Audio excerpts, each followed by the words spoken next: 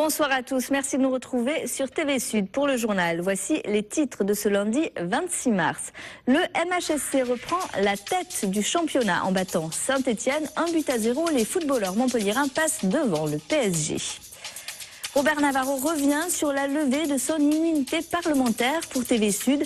Le sénateur s'estime victime d'un acharnement médiatique. Plus de 2000 défenseurs des animaux ont manifesté à Nîmes samedi. Les associations veulent peser sur la campagne électorale. Et puis en fin de journal, je vous propose de découvrir une expo photo qui se tient actuellement à Montpellier. Elle met en scène des familles homoparentales de toute l'Europe. Le MHSC reprend la tête de la Ligue 1 après son élimination la semaine dernière de la Coupe de France par le Gazélec Ajaccio. Montpellier a renoué avec la victoire samedi et s'est imposé face à Saint-Etienne 1-0. Conjugué au match nul conseillé par le PSG face à Bordeaux hier soir, ce succès permet au MHSC de passer devant Paris au classement. Compte rendu du match, Bastien Amalou.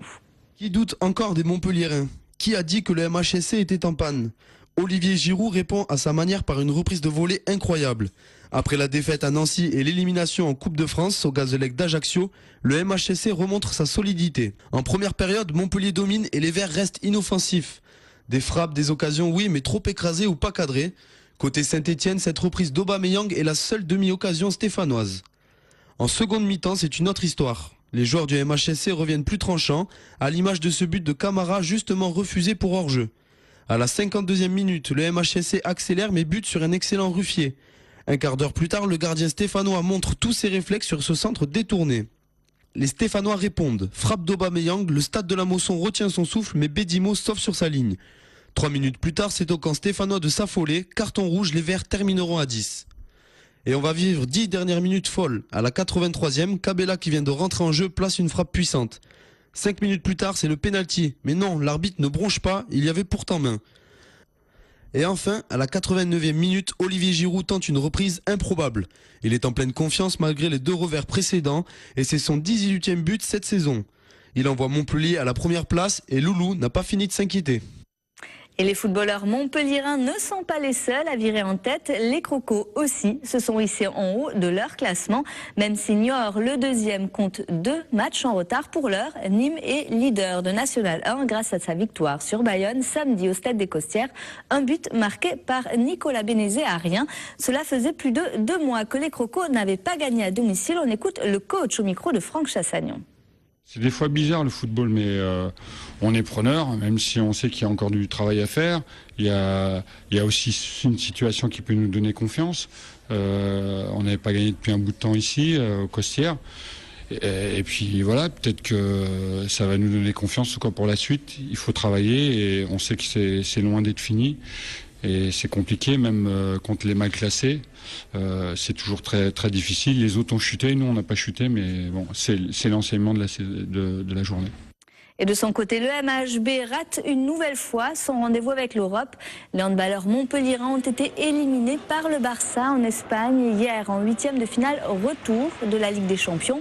Une défaite 36-20 alors que Montpellier s'était imposé de 2 buts lors du match aller. Mais hier soir, le champion de France n'a tout simplement pas fait le poids. Les impressions du coach recueillies en fin de match par notre envoyé spécial en Espagne, Olivier Brachard.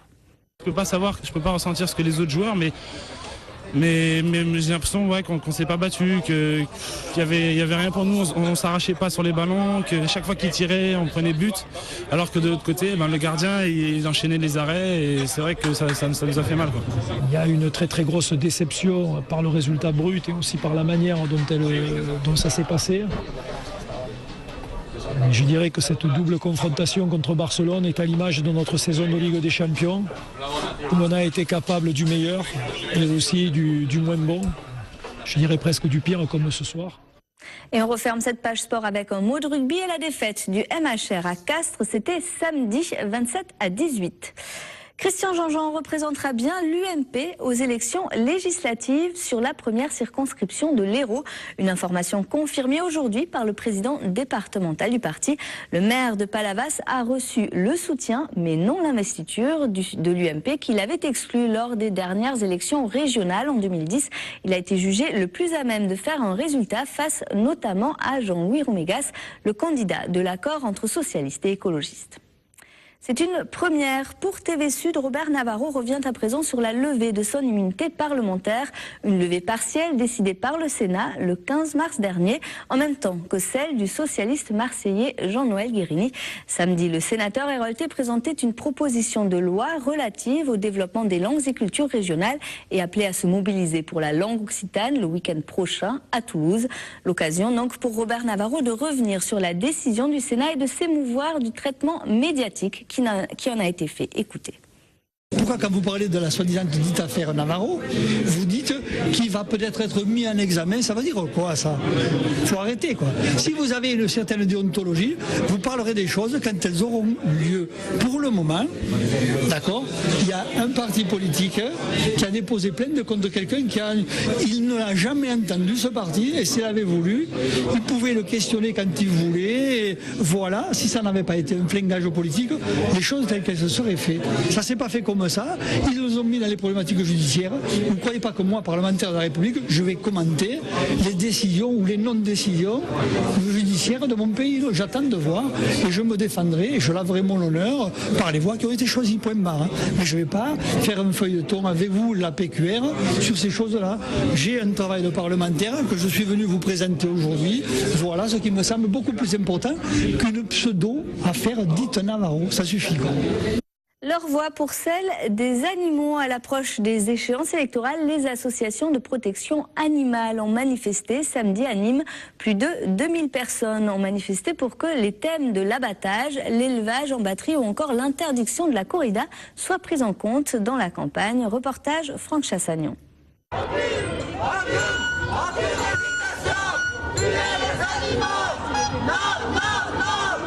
Des slogans repris d'une même voix pour dénoncer le traitement des animaux à moins d'un mois du premier tour des élections présidentielles. Les 7 organisations nationales de défense des animaux ont défilé sur les boulevards de Nîmes.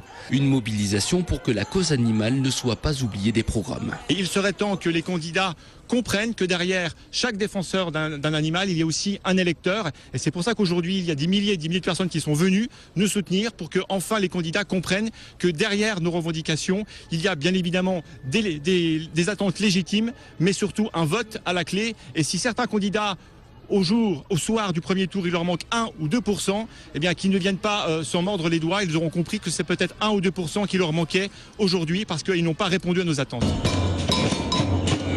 Et les revendications ne manquent pas, la corrida, l'élevage en batterie, le transport du bétail et bien sûr le sujet qui a fait couler beaucoup d'encre ces derniers jours, la question de l'étourdissement des animaux avant abattage. D'autres pays européens, d'autres pays dans le monde l'ont imposé et la France est en retard là-dessus encore avec des méthodes qui sont complètement archaïques, qui remontent au XIVe siècle avec des préceptes religieux que même certains religieux disent clairement qu'ils ne s'appliquent plus au XXIe siècle. Aujourd'hui, Lutte ouvrière, les Verts et l'UFN se sont positionnés sur la cause animale. Un manifeste a été envoyé à tous les candidats à la présidentielle. Les défenseurs des animaux seront très attentifs aux engagements pris par les différents partis politiques avant de mettre leur bulletin dans l'urne. En colère également, les motards, ils étaient près de 2000 à défiler sur leurs engins samedi à Nîmes. Venus du Languedoc-Roussillon et de Provence-Alpes-Côte d'Azur, ils ont causé quelques ralentissements et s'en sont notamment pris à un centre de contrôle technique.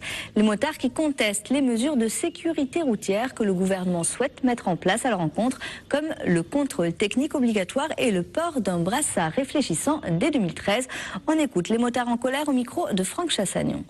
On veut nous obliger à porter un brassard alors qu'on n'oblige pas à porter un blouson ni même un équipement de sécurité, un pantalon. On pourrait très bien enrouler en maillot de bain avec un gilet jaune ou un brassard, on nous dirait rien. Il existe des pays d'Europe où le contrôle technique moto existe, simplement c'est un contrôle du concessionnaire. Le motard est responsable et il sait très bien que pour la sécurité, pour sa sécurité, il faut qu'il roule avec une moto en état, tout simplement. On a en face de nous un gouvernement, je vous le dis franchement, j'espère pour pas trop longtemps, qui est là pour nous prendre de l'argent. Et cet après-midi à Montpellier, plusieurs centaines de personnes se sont rassemblées sur le parvis de l'Hôtel de Ville pour une mobilisation contre toutes les formes de racisme à l'appel de la municipalité qui fait suite aux tueries de Toulouse et de Montauban. Un geste symbolique qui doit maintenant avoir des suites politiques, comme le demande la communauté musulmane. Écoutez. L'acte en lui-même, c'est une bonne chose. Maintenant, il faut voir le suivi. Voilà, donc et là, Madame le maire, elle a parlé d'un conseil des sages. C'est une très bonne chose. Donc les chefs des communautés, que ce soit politique, religieuse, ils vont se réunir, ils vont voir quel sera le plan de travail, les points à traiter et les choses qui sont prioritaires. Le TER passe à 1 € entre Carcassonne, Limoux et Quillan. Depuis ce week-end, la région applique le tarif unique à ce nouveau trajet de 54 km. Après Nîmes, Le Grau-du-Roi et Perpignan-Villefranche, c'est la 3e ligne de TER qui bénéficie de ce tarif réduit en Languedoc-Roussillon. Un tarif qui doit permettre un plus large accès aux transports en commun. À l'hôtel de ville de Montpellier, jusqu'à la fin du mois, une exposition propose de découvrir des portraits de famille pas tout à fait comme les autres. Sur la photo, 2 papas ou 2 mamans avec leurs enfants, un regard porté sur l'homoparentalité par des artistes venus de toute l'Europe. Natalia Martinez et Romain Bassac. L'homoparentalité, un sujet encore sensible dans l'opinion publique qui n'apparaît que par polémique instrumentalisée. Montpellier, la 2e ville gay-friendly de France, donne la parole au tabou via une exposition photographique qui se tient du 12 au 30 mars à la Nouvelle Mairie. Le grand public va aussi voir transparaître de ces photos l'amour que ces adultes peuvent porter à leurs enfants. Donc ces adultes qui sont donc soit un couple d'hommes, soit un couple de femmes, de témoigner vis-à-vis de ces familles homoparentales d'un soutien, puisqu'il faut quand même rappeler que ces familles homoparentales sont discriminées. L'association des parents gays et lesbiennes, en collaboration avec plusieurs artistes en Europe, propose un projet qui souligne la normalité de ces familles dites anormales et leur simplicité. Une simplicité pourtant difficile à dévoiler aux yeux du grand public. Localement, Claire Schneider aborde le projet avec des familles montpelliéraines, des personnes qui pourraient être vos voisins ou vos collègues de travail. C'est-à-dire qu'il y a beaucoup de familles qui forcément avaient envie de se faire tirer le portrait, comme on dit, mais qui étaient confrontées dans leur travail, dans la société, à ne pas vouloir être reconnues et du coup à ne pas faire ces images photographiques. Ce qui montre quand même la réalité des choses. C'est quand même fou en 2012 qu'il y ait encore ce souci-là de se présenter, de montrer son image et de montrer comment on vit, comment on a construit sa famille. J'espère vraiment que ça va pouvoir ouvrir l'esprit des gens. De toute façon, il faut le faire. L'image a une puissance énorme en tant que visibilité, en tant qu'information, en tant que communication. Et j'espère vraiment que cette exposition va pouvoir ouvrir l'esprit des gens. Et que, enfin, ça va être reconnu, enfin, on va avoir des droits par rapport à l'homoparentalité. Une exposition qui a pris place à Paris en septembre 2011 et qui continue sa tournée dans toutes les villes de France. Une exposition à voir donc jusqu'au 30 mars à l'hôtel de ville de Montpellier.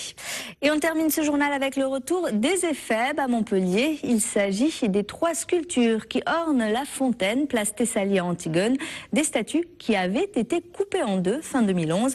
Elles ont été remises en état et ce matin, les éphèbes ont donc retrouvé leur place. Reste à savoir jusqu'à quand ces 3 sculptures sont régulièrement vandalisées. Une main leur avait déjà été coupée début 2011 et ils avaient été entièrement repatinés et restauré en juin dernier. C'est tout pour aujourd'hui. Retour de l'actu demain dès 12h30 pour votre journal de la mi-journée. Passez une excellente soirée sur TV Sud. À demain.